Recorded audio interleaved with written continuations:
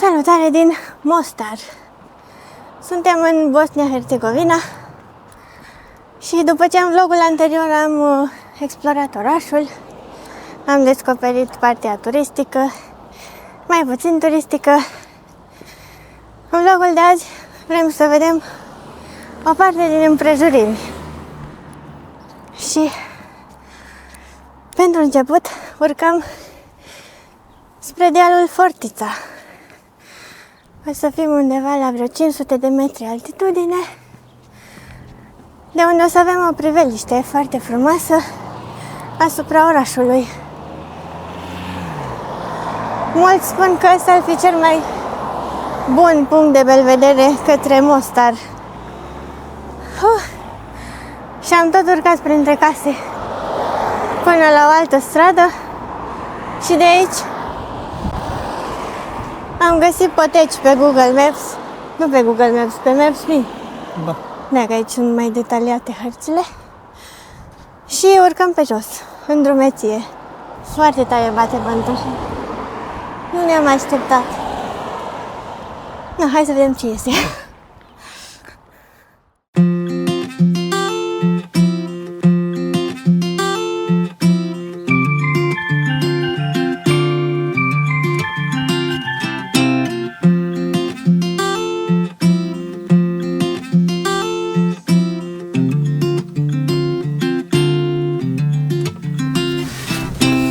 Suntem deja sus. Da. N-am putut să filmăm deloc pe traseu urcarea, pentru că a bătut un vânt cum n-am văzut eu în viața mea. Bine, simțeam că mă ia pe sus. Prima parte nu era nimic de filmat, foarte interesant că Da, era un prima drum. parte a mers așa printre niște boscheți. Dar după când a început să devină interesant și voiam să vă arăt priveliștea, Băia un vânt foarte, foarte puternic, mai ales dinspre zona montană. Și la rafală cred că avea peste 50-60. Și cu greu ne mișcam. Era destul de rece și acum e destul de rece. Aici ne suntem noi un pic adăpost, că suntem sub zona asta unei terase afară. Și aici nu bate vântul chiar așa, adică putem vorbi, putem să... aici, da, cât de cât ne-am mai încălzit. Deci sunt 15 grade dacă stai la soare fără vântul ăsta. Cred că mai mult la soare, deci dacă n-ar bătea vântul, cred că ar fi și pe 20 s-ar simți. Deci e cald, doar că vântul ăsta care vine dinspre Alpii din Arici e atât de rece încât nu mai știam ce să luăm pe noi. Am luat toate bandanele pe care le-am avut. Noroc că am avut 2. Am glugă la polar și nu mai știam ce să fac. Da, așa e sus, e fain locul, doar că Da, nu știu, am să stăm așa mai să ne spre 2-3 ore. vară. Aici sus au amenajat un parc de aventură, este cea mai lungă tiroleană din Bosnia, are, mai știu, 570 de metri. În 2 bucăți. Da, poți să faci escaladă, poți să faci ciclism, nu mai știu, mai erau mai multe.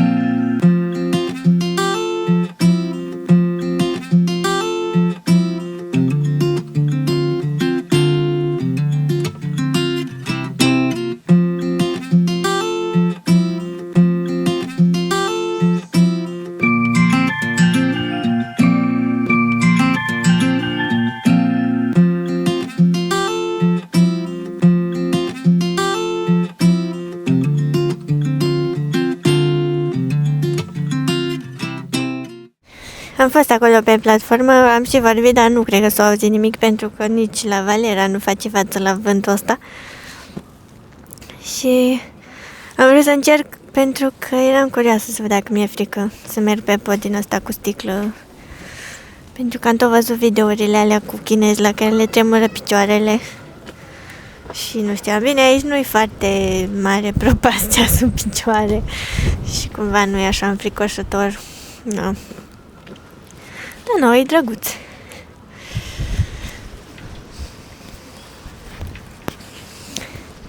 Și acum ne pregătim să coborâm, că e deja prea vânt. Și nu cred că se ducă prea curând, așa că și dacă mai așteptăm, nu cred că se mai îndreaptă vremea. Asta e aici, măcar e senin. Da, și ne-am distrat și ne-am de la mișcat. faza asta cu vântul. Da. Ne-am distrat, trebuie să fii atent, să nu te împingă. Da.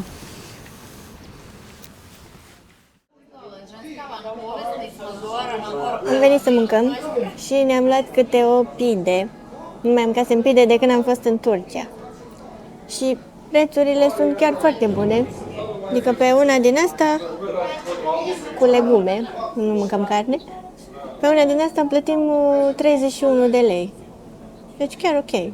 Și am văzut că și prețurile la pizza, de exemplu, sunt foarte bune. Adică cea mai scumpă, cred că e undeva la 38 de lei.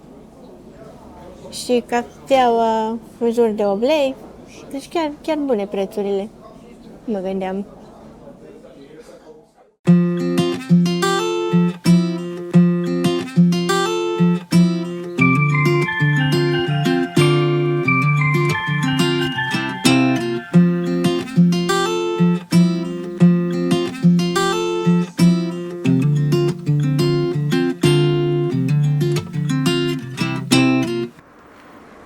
E ziua următoare și am venit la vreo 15 km de Mostar, în satul numit Blagai. Am venit aici din Mostar cu autobuzul local. Am făcut vreo oră, că a fost trafic. Și am venit aici pentru că există o mănăstire a dervișilor, care e destul de cunoscută printre turiști.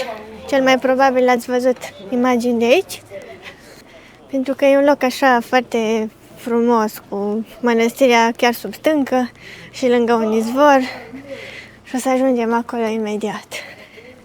Se fac excursii din Mostar aici, dar dacă vreți să veniți pe cont propriu, cum am făcut și noi, luați autobuzul local, plătiți un bilet de 6,50 lei Cam așa. de persoană și ajungeți. Circulă cam din oră în oră. Da. Am venit cu autobuzul 12, dar și numărul 10 merge la Blagai, nu? 10 e cel mai des, din oră în oră. Da. 12 e de 4 ori pe zi și doar în timpul săptămânii circulă autobuzul ăsta, din ce am văzut acolo. Și se plătește la șofer. Da. Cash. Cash, da. Noi am luat 12 pentru că ăsta au venit primul. Da, cam jumătate din oamenii din autobuz erau turiști, Da, da. ca noi, Da, chiar mulți turiști, foarte mulți. care vin la mănăstire cu autobuzul. Foarte mulți turiști și acum am trecut pe lângă între voi asiatici care erau copilul.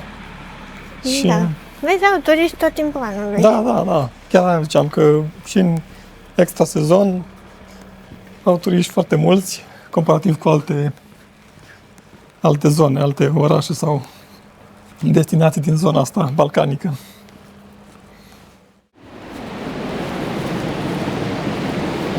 Ramadan.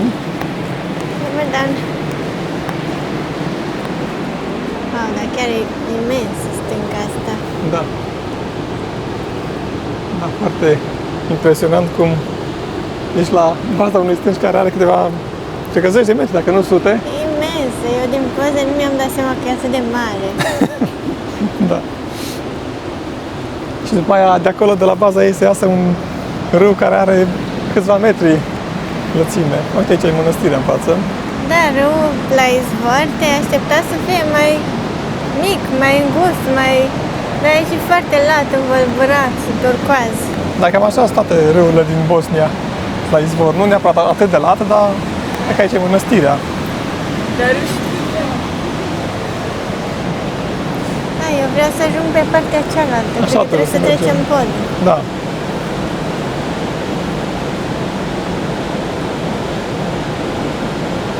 Da, chiar nu mă așteptam să Da, deci mă construim mănăstirea la baza stâncii.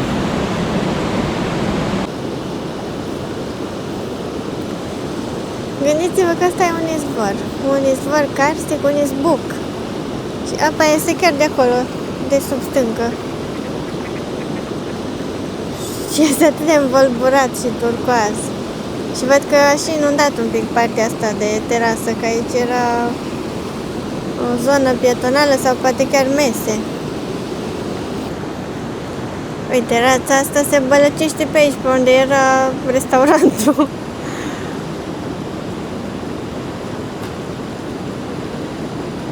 Da, de aici izvorăște râul Buna. Bună, da. Și după vreo 9 km se varsă în râul Neretva, peste care trece podul otoman din Mostar. Da, și mai este un izvor puțin mai la sud, să zic, la vreo 3 km, un fel de Bunuța.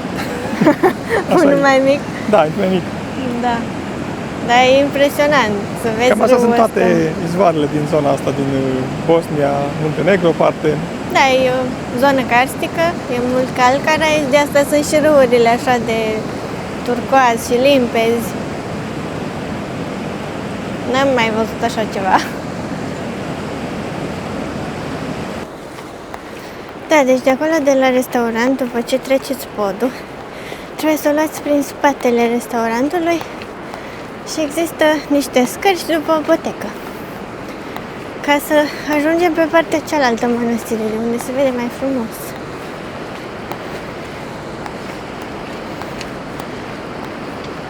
Noi pentru râu am venit. Pentru că mănăstiri am mai văzut și în Turcia. Dar râul ăsta așa, izvorul de fapt. Ai și băncuță.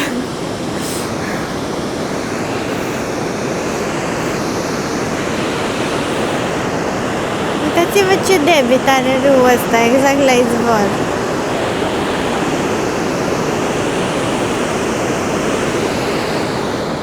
Vă spuneam că asta e o mănăstire a dervișilor. Dervișii sunt călugări adepți ai sufismului. Mai sunt cunoscuți și ca dervișii rotitori, pentru că practică ritualul Sema, prin care se conectează cu divinitatea. Și avem pe canal un vlog filmat acum vreo 2 ani în Konya, în Turcia. Și acolo am vorbit mult despre ordinul Mevlevi, din care fac parte derviși rotitori, și despre Rumi. Așa că dacă aveți curiozitatea și vreți să aflați mai multe despre asta, există vlogul pe canal. O să-l lăsăm și în descriere. Deci, dervișii sunt călugări adepți ai sufismului și mai amănunțit am vorbit în vlogul din Konya. Mănăstirea asta a tot fost distrusă și reconstruită de mai multe ori. Ea e veche de 500 de ani, din perioada otomană, și au tot fost căderi de pietre care au afectat-o. A fost închisă de austro-ungari, după care redeschisă, închisă din nou de comuniști, care i-au și expulzat pe derviși prin 1952, dacă rețin bine. După care, ulterior, după ce s-au încheiat războaiele din Iugoslavia, mănăstirea a fost restaurată și e redeschisă din 2012.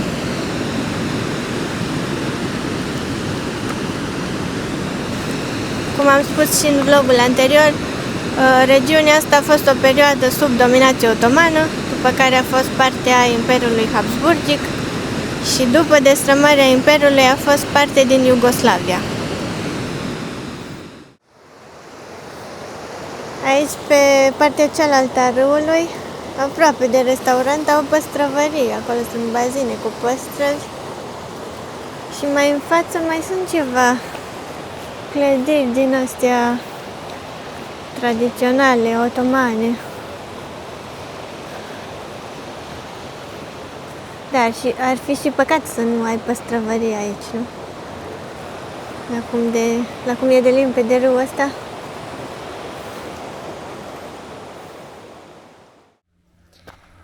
Deasupra satului Blagai există un fort medieval la vreo 300 de metri așa altitudine, Și unde credeți că suntem acum? În drum spre cetate. Adică am ajuns chiar la baza ei. Și asta e una dintre potecile către cetate. E Ce mai așa, scurtă, ce mai pieptiș. Și mai e încă una care merge așa în zigzag. Și acum dezbatem dacă să urcăm pe asta, pieptiș, și să coborâm pe cealaltă. Am ajuns aici pe un drum de mașină care pornește de la capătul satului și face așa un ocol în jurul versantului, în vârful căruia e cetatea. Se poate ajunge și de la izvor, de acolo Da. de la izvor, e o potecă care ocolește, pare cea mai abruptă, doar că știam că e o pantă foarte mare, foarte greu de urcat și nici n-am să alergăm, pentru că după aceea să mergem și la autobuz și ajungeam de pe drum. Pentru că pe drum a fost cam 1,5 km din centrul satului și am făcut 10 minute, deci mult mai lejer.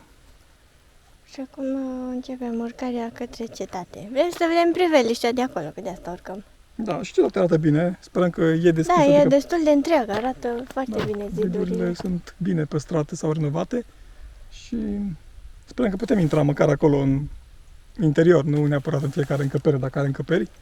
Dacă nu vedem de sus, cum Da. se vede râul, ar fi fain să vedem. Păi se vede. Se vede, nu? Se vede, Se da. vede. Numai că o să fie soare, cred că din față, dar acum o să vedem cum arată. Nu mai știu dacă am spus asta în vlogul anterior, dar din perioada războaielor dintre sârbi, croați și bosniaci, care s-au încheiat în 95, în 1995, încă au rămas pe teritoriul țării mine neexplodate. Și sunt atenționări să nu te abați de la traseele turistice marcate. Deci nu-i deloc o idee bună să mergi pe munți, pe dealuri sau prin păduri, așa, de capul tău, fără să mergi pe traseele marcate. Gata, suntem sus.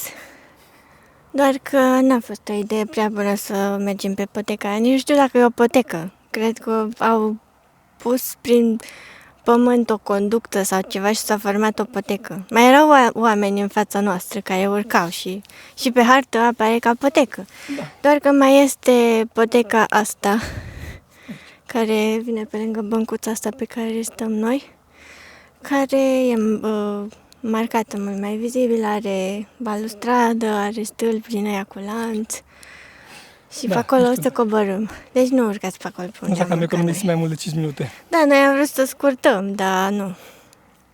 De aici, după ce ne odihnim, intrăm în cetate. Văd că e deschisă. Se poate intra. Și acolo, chiar pe versantul din fața noastră, e o șosea, un drum de mașină. Drum național. Drum național? Drum mereu spre granița cu Muntenegru. Deci înspre vest, cum ar veni.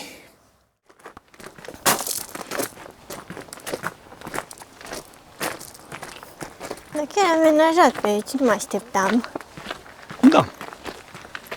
Arată chiar bine.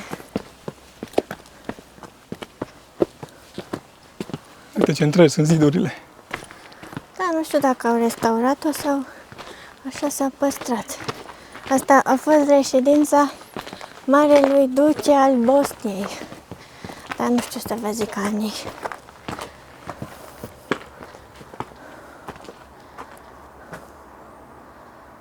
În 1404. A, deci ai aflat.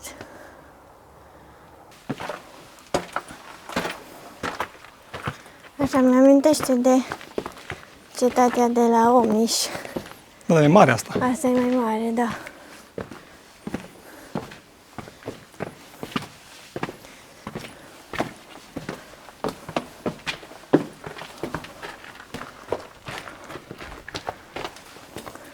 Da, sigur a fost restaurată, că altfel n-ar fi arătat așa bine, nu? Toate zidurile. Hai să mergem mai întâi aici, în stânga, și după aia cred că putem urca în turn acolo.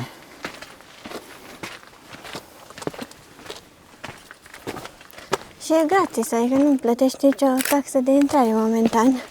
Da.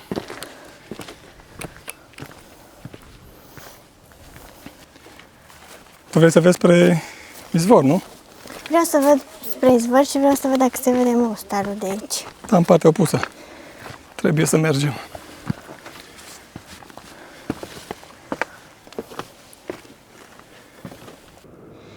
Se vede râul Buna, dar nu se vede izvorul. Se vede podul ăla chiar acolo vis-a-vis de restaurant, parcarea și cam atât.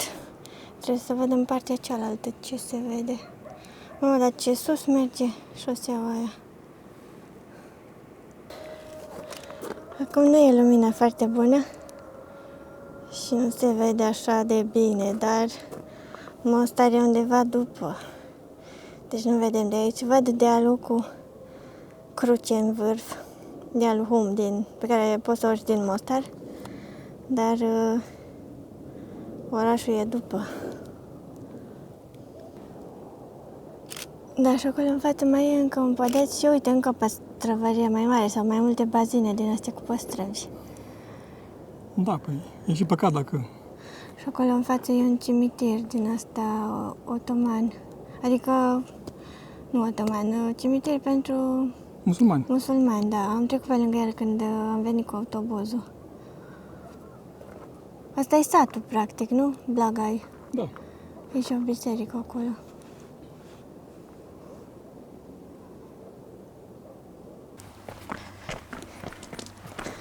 Gata, am plecat de la cetate, pentru că ne grăbim, nu ne grăbim prea tare, dar tot trebuie să mergem cât de cât repede, ca să prindem autobuzul înapoi spre Mostar.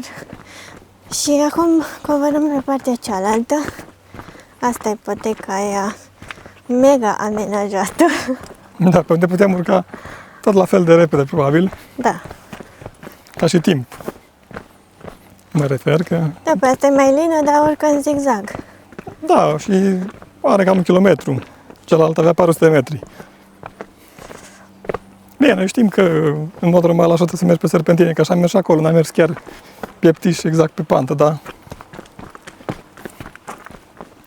era destul de alunecos, că se mișcau pietrele. Acum, dacă veneai pe aici, era prea lejer, nu Da. mai devenea o zi așa memorabilă.